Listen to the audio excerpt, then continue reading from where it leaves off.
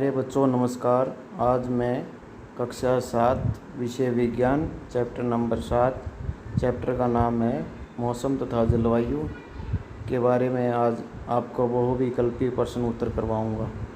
बच्चों इसमें सबसे पहला प्रश्न है, भारत में मौसम की रिपोर्ट किसके द्वारा तैयार की जाती है? तो आपको 4 ऑप्शन दिए गए हैं। पहला है भारतीय अनुसंधान विभाग, दूसरा है भारत मौसम विभाग, तीसरा है भारत कृषि विभाग, चौथा है भारत गृह विज्ञान।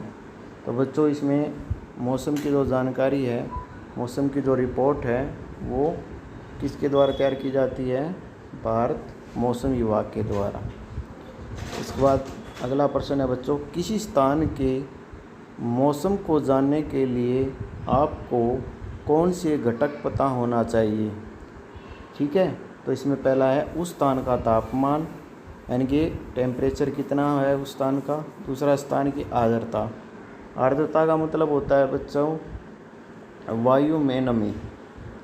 ठीक है, वायु में जल की मात्रा कितनी है, वायु में जल कितना है। ठीक है, तीसरा उस स्थान का वायु वेग, यानी कि जो वायु है वो कितनी गति से चल रही है।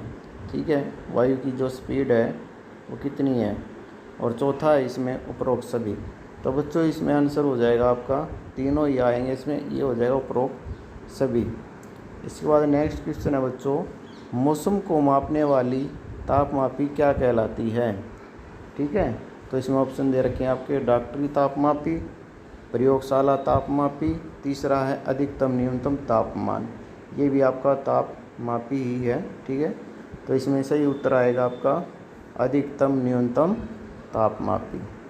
इसके बाद अगला क्वेश्चन है बच्चों, किसी स्थान के मौसम की लंबी अवधि में एकत्रित आंकड़ों के आधार पर मौसम का पैटर्न क्या कहलाता है? तो उसको क्या कहते हैं बेटा? एक लंबी अवधि की बात कर रहा है ये। ठीक है, लंबी अवधि में आ जाता है आपका जलवायु।